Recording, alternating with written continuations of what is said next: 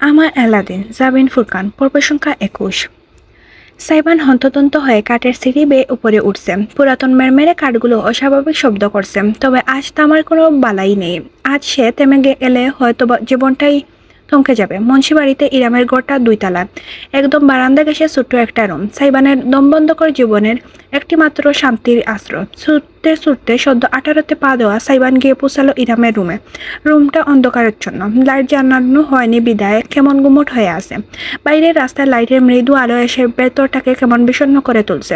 ঘরের সীমিত আসবাব এবং তৈজসপত্র পরিপাটি করে রাখা, কোথাও কোনো হেরফের নেই। পাগলের গুড়ার মতো ছুটতে থাকা হৃদযন্ত্র সামলে সাইবান ভেতরে ঢুকলো। অন্ধকার চোখ সয়ে আসার মতো দৃশ্যটা নজরে এলো তার। বিছানার উপর একটি ছায়ামূর্তি, এই গরমের মাঝেও গায়ে কাঁথা ছড়িয়ে মরার মতো পড়ে আছে। ওটা ইরাম। বুঝতে স্পর্শে প্রয়োজন নেই সাইবানের, ওই অস্তিত্বের গ্রানটুকু তার ভীষণ চেনা। ইরাম আপু। হাঁপাতে হাঁপাতে ফিসফিসিয়ে উচ্চারণ করলো সাইবান। দৃঢ় পায়ে প্রবেশ করলো ভেতরে। কোনো নড়চড় নেই। আরেক দফা ডাকলো সে, আপু। এবার সামান্য নড়চড়ও লক্ষ্য করা গেল। ইরাম উঠল না, শুধু গায়ের কাঁথাটা আরেকটু উপরে টেনে তুললো। মৃদু গলায় উত্তর করলো, তুমি কাল এসো আলাদিন। আপু একটু রেস্ট নিচ্ছি। আপু, আপনার সাথে আমার জরুরি কথা আছে, প্লিজ। সবসময় ইরামের কথা ভীষণভাবে মান্য করলেও আজ সাইবান কিছুই শুনল না। আজ পিছিয়ে যাওয়া যাবে না, কিছুতে না। রুমের লাইট অন করে দিল সে। ইরাম কাঁথা সরিয়ে উঠে বসলো, চোখ মুখ কুচকে অনেকটা বিরক্তি এবং চাপা খুব নিয়ে দেখলো সাইবানকে। ছেলেটার মুখটা কেমন চুপসে আছে, হলদেটে আলোয় কেমন উদ্বাস্তের ভাব, আতঙ্কিত অভিব্যক্তি।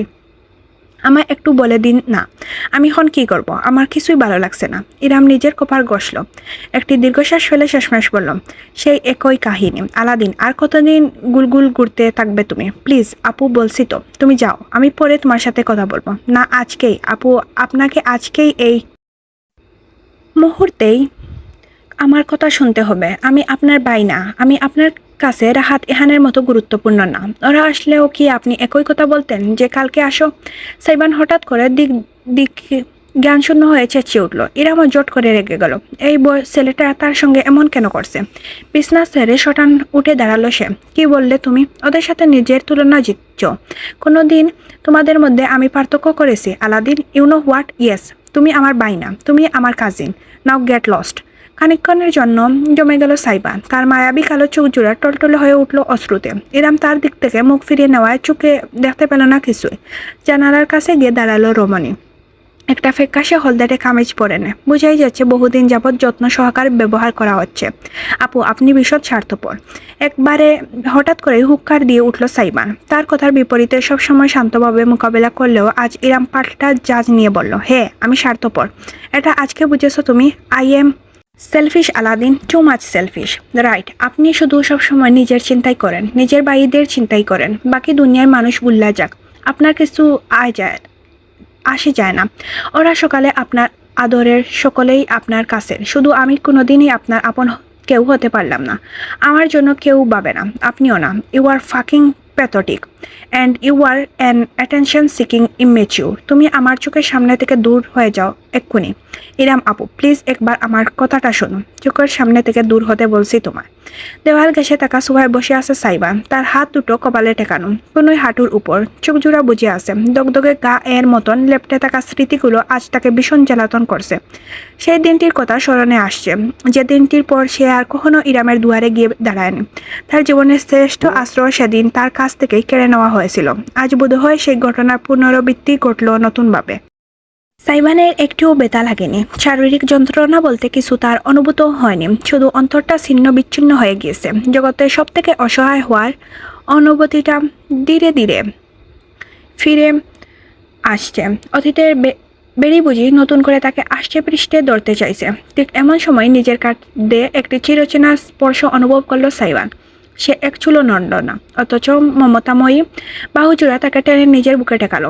অবশেষে হাড় ছাড়ল সাইবান। একটি কাঁপা কাঁপা নিঃশ্বাস ছেড়ে জননীকে আঁকড়ে ধরল শক্তভাবে। কোনো কথা বলল না, শুধু সামিয়ার কাঁধে মাথা রেখে চুপটি করে বসে রইল। সামিয়া ছেলের পিঠে মাথা আদরে হাত বুলিয়ে দিলেন, নিজের অস্তিত্ব দিয়ে শান্ত করতে চাইলেন। সাইবানের মাথায় চুলের আঙ্গুল বুলিয়ে নরম গলায় বললেন, কিছু মনে করিস না মাই যে, ইরামের আসলে মাথা ঠিক নেই। কোনো মা কি পারে নিজের সন্তানকে কষ্ট দেখতে? মেয়েটা ভীষণ মানসিক চাপে আছে রে, তুই রাগ করিস না। তোর সঙ্গে এমন কিছু হতে দেখলে আমিও সইতে পারবো না। ইচ্ছে হবে কিছু একটা ধ্বংস করে ফেলি, যেখানে ইজান তো 4 মাসের নাজুক বাচ্চা। মম, কথা বলো না প্লিজ, আমাকে একটু চুপটি করে তোমার বুকে মিশে থাকতে দাও, ফিসফিস করে বলল সাইবান। সামিয়া তৎক্ষণাৎ চুপ করে গেলেন, ছেলেকে আরো শক্তভাবে নিজের মাঝে আগলে নিলেন। সাইবান সামিয়ার কাঁধে মাথা গুজে চুপ বুজে চুপটি করে বসে থাকলো। শুধু হাসপাতালের কেবিনের মেডিকেল যন্ত্রের মৃদু গুঞ্জন নীরবতার মধ্যে অল্প বিস্তর সেদ পড়ল। জায়গাটা ইজানের প্রাইভেট কেবিন। বিছানা শুয়ে আছে ছোট্ট শিশুটি। স্যালাইন বন্ধ করা হয়েছে আপাতত, পরে আবার দেওয়া হবে। সময়টা এখন রাত। সামিয়া অনেক জোরাজুরি এবং রীতিমতো যুদ্ধ করে সারিকার সাথে ইরামকে পাঠিয়ে দিয়েছে 2 ঘন্টার জন্য বাড়িতে। ফ্রেশ হয়ে পোশাক বদলে খাওয়া দাওয়া করে আবার চলে আসবে। কিন্তু সামিয়া জানেন ইরাম দুদণ্ড শান্তিতে বাড়িতে থাকবে না, হয়তো এর মধ্যেই আবার ফিরে আসছে। কে বলতে পারে কত সময় পেরিয়েছে। বর্তমানে তিনি এবং সাইবান বসে আছেন কেবিনের সোফায়। নীরবতা ভেঙে সাইবান হঠাৎ বলে উঠল, সবকিছু আমার দোষ, তাই না মম? সামিয়া জমে গেলেন। ছেলের মাথা শক্ত করে আঁকড়ে ধরে বললেন, কে বলেছে তোকে? কেউ বলেনি, আমি জানি। তুই জানিস, ভুল জানিস তুই। সামিয়া আরও কিছু বলতে চাচ্ছিলেন, তবে পারলেন না। মৃদু ফুপিয়ে ওঠার শব্দ প্রতিদিনই হলো কেবিন জুড়ে। বিছনার উপর ইজানের ছোট্ট শরীরটা নড়েচড়ে উঠছে। চোখ মুখ কুচকে কান্নার সূত্রপাত ঘটিয়েছে। ব্যান্ডেজ করা হাত তুলে নার্সে ভীষণভাবে। সাইবার মায়ের আলিঙ্গন থেকে নিজেকে ছাড়িয়ে তৎক্ষণাৎ উঠে গেল। বিছনার কাছে গিয়ে ঝুঁকল। নিষ্পাস শিশুটির চটপটানি লক্ষ্য করে তার বুকে সুনামি বয়ে গেল। হাতটার দিকে যতবার চোখ যাচ্ছে ততবার অপরাধ বোধ তার ভেতরের মুচড় দিয়ে উঠছে। একটি আঙ্গুল তুলে সে ইজানের গাল ছুঁয়ে দিল। নরম গলায় বলতে গেল, গলা কাঁপল তার, হ্যাঁ পুটলা, miss your partner in crime. স্বভাব সুলভ উৎফুল্ল কণ্ঠে বলার চেষ্টা করলো, কেমন যেন বিষণ্ণ শোনালো সবটা। টুটে টুপে চেপে ফেলল সাইবান। ইজানের মাঝে কোনো ব্রুকেপ নেই আজ। অন্যান্য সময়ের মতো চোখ মেলে তাকেও দেখছে না, শুধু ফুপিয়ে যাচ্ছে। বোঝা যাচ্ছে কষ্ট হচ্ছে তার। সাইবানের চোখ জোড়া চকচক হয়ে উঠল। অনিশ্চিতভাবে হাত এদিক সেদিক বাড়ালে সে ঠিক বুঝে উঠতে পারল না কি করবে। কি করলে ইজান শান্ত হবে। আপু, ইরাম আপুকে ডাকো। মম, আপুকে, তুই পারবি, সাইবান বিহ্বল হয়ে বলছিল, কিন্তু সামিয়া তার পিঠে হাত রেখে সেই কথা থামিয়ে দিলেন। আশারূপ বললেন, তুই ওর বাবা সাইবান। বাবা শব্দটা বুঝে গুত্তা খেল সাইবানের হৃদয় দুয়ারে। সামিয়া সবটা লক্ষ্য করলেন। অভিজ্ঞ ভঙ্গিতে তিনি পরিস্থিতি সামলাতে চাইলেন। জিজ্ঞেস করলেন, তুই কখনো ওর সাথে স্কিন টু স্কিন ট্রাই করেছিস? সাইবান ব্রু কুচকে গেল। স্কিন টু স্কিন, সেটাকে? মৃদু হাসলেন সামিয়া। বিছানার কাছে গিয়ে বসলেন। অত্যন্ত সাবধানে ছটফট করতে থাকা ইজানের সাবধানে তুলে নিয়ে ব্যক্ত করলেন, স্কিন টু স্কিন হলো বাচ্চাদের সঙ্গে বাবা মার বন্ডিংয়ের জন্য একটা দারুণ পদ্ধতি।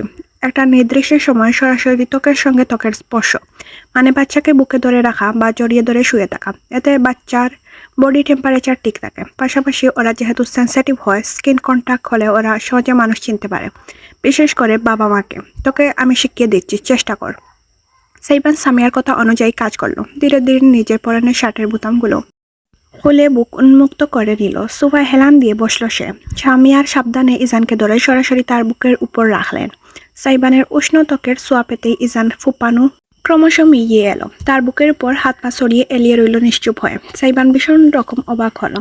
এতটা সহজ ছিল এই ছেলেকে শান্ত করা। বিশ্বাস হতে চাইল না তার। একটি হাত তুলে অতি সতর্পণে সে রাখলো ইজানের পিঠের উপর। আরামবোধক এক গুঙ্গানি তুলে চোখ বুজে ফেলল ইজান। সাইবানের চোখ জোড়া প্রসারিত হলো। তাদের জলজল করে উঠল অব্যক্ত কিছু। পরক্ষণেই তার বিষণ্ণ চেহারায় এক মায়াবী হাসি ফুটল। সামিয়া অবধি অবাক হয়ে গেলেন। মনে হলো কত বছর যাবৎ ছেলেকে তিনি এভাবে হাসতে দেখেননি। সাইবান ইজানকে নিজের বুকে আরো ঠিকঠাকভাবে শুইয়ে আগলে ধরে রাখলো। এক হাতে তার পিঠে আলতোভাবে চাপড় দিতে লাগলো। সামিয়া একটি ডুব গিললেন। তার চোখে কেন অশ্রু জমেছে জানেন না তিনি। তাই দ্রুত বললেন, আমি একটি বাইরের ডাক্তারের সাথে কথা বলে আসছি, তুই থাক ওর সাথে। তিনি আর দাঁড়ালেন না, কেবিনের দরজা খুলে বেরিয়ে গেলেন। সামিয়া চলে যেতেই গোটা কেবিন শুধু সাইবান আর ইজান রয়ে গেল। সোফা থেকে নিঃশব্দ উঠে দাঁড়ালো এবার সাইবান। তার বুকে লেপ্টে রাখা ছোট্ট মানুষটিকে জগতের সব থেকে মূল্যবান কিছু মনে হচ্ছে তার কাছে। একটু এদিক সেদিক হলেই বুঝি কাদামাটির ইমরাতের মতো ভেঙে পড়বে সবকিছু। ইজান গভীর শ্বাস টানছে, যুগে সাইবান গুনেও দেখল সাধারণ প্রাপ্তবয়স্ক মানুষের চাইতে অনেক বেশি বা নিঃশ্বাস প্রশ্বাস নেয় ছোট বাচ্চারা। চোখ দুটো আর বুঝে নেই ইজান। চুপটি করে প্রীতার বুকে ঘেসে বুঝি সে তার হৃদস্পন্দনের গুনছে। সাইবান অজান্তে ইজানকে দুলাতে লাগলো, আমার পুটলা। ইজান সঙ্গে সঙ্গে সাইবানের বুকে হাত টুকে প্রতিবাদ জানালো, ডাক্তার চিনে গিয়েছে নাকি? মুচকি হাসলো সাইবান, কিন্তু যখন ব্যান্ডেজ জড়ানো হাতটা দেখলো তখন আলতো করে আঙুলের ডগায় সেটি তুলে নিল। চোখে এসে সেই হাতের উপর নিজের টুট শুইয়ে দিয়ে সে ফিসফিস করে বলল, বাবা খুব সরি। পুটলার জন্য বাবার এত কষ্ট কেন হচ্ছে বল তো? সুস্থ হয়ে যাওয়া যায় না তাড়াতাড়ি? ইজানের কপালে নিজের কপাল টেকিয়ে চোখ বুজে রইল সাইবান। জানালা গলে আসা শীতল বাতাস শুয়ে গেল উভয়কে। ছেলেকে বুকে আগলে রেখে সাইবান ধীরে বিছনার উপর আধশোয়া হয়ে বসলো। বুকের উপর শুয়ে থাকা ইজানের পিঠে চাপড় দিতে দিতে একদম অস্বাভাবিক আলতো আছে সুরে সুরে সে গেয়ে উঠল। ইজান চোখ জুড়া ঘুমে ডুলডুলু হয়ে এলো। ছোট্ট একটা হাই তুলে সে লেপটে গেল সাইবানের বুকে। সমস্ত কেবিন জুড়ে মৃদু কণ্ঠের গুঞ্জন খেলে গেল, ঐন্দ্রজালিক মায়ার মতন। সাইবান নরম গলায় গেয়ে গেল যতক্ষণ না ইজানের ছোট শরীর তার বুকে সম্পূর্ণরূপে শিথিল হয়ে ঘুমের জগৎ পাড়ি দিল। কেবিনের বাইরে থেকে সমস্ত দৃশ্যটা চোখ মেলে নিঃশব্দে দেখে গেল ইরাম। রাত ক্রমশ গভীর হলো। ইজান ঘুমে আচ্ছন্ন। ইরাম সেলের পাশেই শুয়েছে, চুপটি করে চেয়ে আছে জানালার দিয়ে বাইরে তারাভরা আকাশের দিকে। সাইবান নিশ্চুপ বসে আছে সোফায়, কেউ কারোর সাথে একটা কথাও বলছে না। কিছুক্ষণ আগে বাসা ফিরে গিয়েছেন সামিয়া, এখন সেলের সাথে আসে শুধু ইরাম এবং সাইবান। কতক্ষণ গাঢ় নীরবতা কাটলো কেউ বলতে পারবে না। অবশেষে মুখ খুলল সাইবান, অভিমান করেছেন? ইরামের তরফ থেকে জবাব এলো না। আগের মতোই চুপটি করে শুয়ে আছে, তার পিঠে সাইবানের দিকে। দরকার হলে আরও একটা চড় মারুন, তবুও আমার সঙ্গে কথা বলুন প্লিজ। সাইবান নীরব আর্জি জানালো বুঝি। ইরাম এবার আর শুয়ে থাকতে পারলো না, বিছনায় উঠে পা ঝুলিয়ে তাকালো সামনের দিকে। তোমাকে চড় না, তোমাকে ধরে কাছা চিবিয়ে ফেলা উচিত। মুখ তুলে অর্ধাঙ্গিনীর দিকে অপরাধী ভঙ্গিতে তাকালো সাইবান। ইরাম সেলেন নিশ্চিন্তে ঘুমাচ্ছে নিশ্চিত হয়ে বিছনা থেকে নেমে এলো। পায়ে পায়ে এগিয়ে সোফায় বসে থাকা সাইবানের মুখোমুখি দাঁড়ালো। তুমি কি কোনোদিন শুধরাবে না আলাদিন? তোমার কি মনে হয় না তোমার তাপ্পড় দিয়ে আমি মজা পেয়েছি? আই ডোন্ট কেয়ার তুমি আগে কেমন ছিলে, কিন্তু এখন তুমি একা না। সেই জিনিসটা তোমাকে বুঝতে হবে, নিজের দায়িত্ব উপলব্ধি করতে হবে। তোমার সঙ্গে তোমার স্ত্রী আর তার বাচ্চার জীবনটাও জড়িয়ে আছে, তুমি জানো না? বুঝো না? যেখানে তুমি গিয়েছিলে এক ছাত্রনেতার সঙ্গে পাঙ্গা নিতে। আমি বুদ্ধিহীন, আমি বুঝিনি ওই দিন কার সাথে মারামারি করে ফিরেছো তুমি। ইরামের সমস্ত বকুনি চুপচাপ হজম করে যেতে লাগলো সাইবান। রমণী যথাসম্ভব নিচের কণ্ঠ নিচু রাখার চেষ্টা করেছে, তবুও মাঝে মাঝে গলা চওড়া হয়ে উঠছে। রাজনীতি কি খারাপ জিনিস তুমি জানো না? দুধের বাচ্চাও তো তুমি না। এই এক রাজনীতি মানুষের জীবন এক সেকেন্ড ধ্বংস করে দিতে পারে। বখতিয়ার আজ তোমার স্ত্রী সন্তানের উপর হামলা করেছে, আগামীকাল রাস্তায় পেলে তোমার পেটে ছুরি ঢুকিয়ে দিয়ে চলে যাবে। আমি তোমার পরিবারের কেউ কিচ্ছু করতে পারবো না। একদিন দুদিন আলোচনা হবে, ফলাও করে আসামি ধরাও হবে, বছর 2 বছর মামলা চলবে, তারপর জোর খাটিয়ে রাজনৈতিক পরিচয় লাগিয়ে খালাস দিয়ে দেওয়া হবে। তাই চাও তুমি? হ্যাঁ বখতিয়ার। ইরাম এত কিছু বলছে, অথচ সাইবানের মাথায় ঢুকলো শুধু বখতিয়ার নামটা। সিলেটে খবর পাওয়ার সাথে সাথেই সে চলে এসেছে ঢাকায়। এসে থেকে কাউকে কিছু জিজ্ঞেস করার সুযোগ পায়নি কি হয়েছে, কিভাবে হয়েছে। ইরামের মুখে নামটা শুনে সাইবানের চেহারা হঠাৎ আগ্রসী বর্ণ ধারণ করলো। জট করে তাকালো সে রমণীর মুখপানে। ইরাম মনে হলো সে বুঝি সাইবানের চোখে আগুনের ফুলকি বাসতে দেখছে। শটান উঠে দাঁড়ালো বান্দা, বখতিয়ার করেছে এসব? আপনি কিভাবে জানলেন? ইরাম খানিকটা বেবাচিকা খেয়ে ইহানের কথাটা খুলে বলল। সব শুনে সাইবানের হাতের মুঠো ক্রমশ শক্ত হয়ে উঠল। তারপর হঠাৎ করে তার টুজোড়া ভয়ানক অশুভ এক হাসি ছড়িয়ে পড়ল। সেকেন্ডের ভেতর একজন মর্মার্থ পিতা থেকে এক অজানা দানবে রূপান্তরিত হয়ে গেল সে। নিজের মাথার চুল টেনে ধরল সাইবান। পাগলের প্রলাপের মতো হাসতে হাসতে বলে উঠল, oh my god, Bakhtiyar right, mother fucking bastard. ওর খবরের ফলকে আমি এটাই খোদাই করব। ইরাম আটকে উঠল। না আলাদিন, আমি না বলছি। হাহ, আপনার কথা আমি কেন শুনবো? আমি শুধু বখতিয়ারের কথা শুনবো। ওর গলা চেপে ধরে নর্দমার পানিতে ডুবে মারার সময় ও কেমন চিৎকার করে সেটা শোনার দারুণ ক্রেভিংস হচ্ছে আমার।